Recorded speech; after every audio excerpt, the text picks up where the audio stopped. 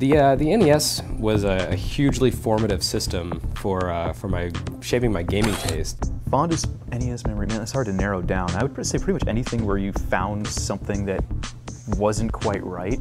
Like Mega Man 2, we had the pause trick, where if you paused and then unpaused really quickly, like bullets would go through you. Plugging in a Game Genie and finally getting over that flagpole in Mario Brothers after trying to do that God knows how many thousand times. Half the time I thought I was supposed to do that stuff. Like in Mega Man 2, there was the wall full of cannons boss. Like I didn't actually realize you weren't supposed to pause your way through that. I thought that was just a trick, you know, it was like some Psycho Mantis shit or something. Fondest memory was my sister and I finally getting to the final level of Bubble Bobble, but we never beat it, which really sucked, but at least we got to see what the enemy looked like. He was just a big, cuter version of yourself.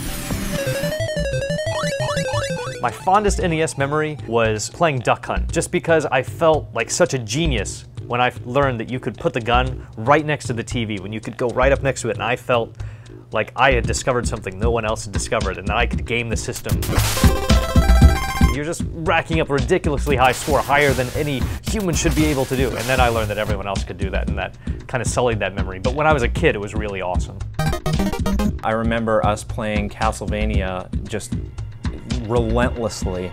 Had to go over and, you know, we were sort of like in sleeping bags, like with the controllers, trying not to make too much noise because if his parents heard us playing, they'd tell us to go to sleep. Tremendously satisfying, but we had to give each other really, really quiet high fives so like his parents wouldn't hear us.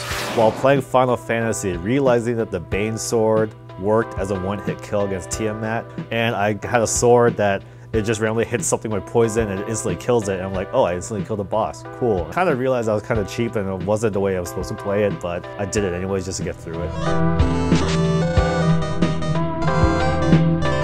My experience with the original Metroid, which it was really the first game that I ever bought for myself. Eventually I worked my way through, I found all the secret passages, I defeated the Metroids, I beat the Mother Brain, and the sense of satisfaction that I had as I watched that worst ending was just immense, and it's a feeling that I try to recapture with gaming, even now. There was a time when my parents would give me certain rewards or basically coupons that I could cash in whenever I wanted. I used that to basically geek out over Zelda, and not to play it because I had already played it, but basically just to draw every item in the game on a giant map.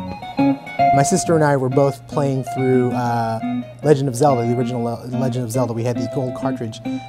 She had one save, I had another save. I come home from work one day and she's crying. I don't know why she's crying. And I ask her what's going on. She tells me she lost it.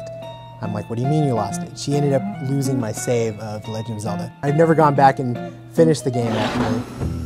I sold an NES to get a Super NES, but later on, like in 1993, I got another one, rediscovering the library, and it was really fun, just spending lazy afternoons playing, you know, games that I'd missed before, ones that, you know, I'd got rid of before. So that's how I discovered things like Dragon Warrior 3 again, and like NES Open Tournament Golf even. So yeah, it was a lot of fun.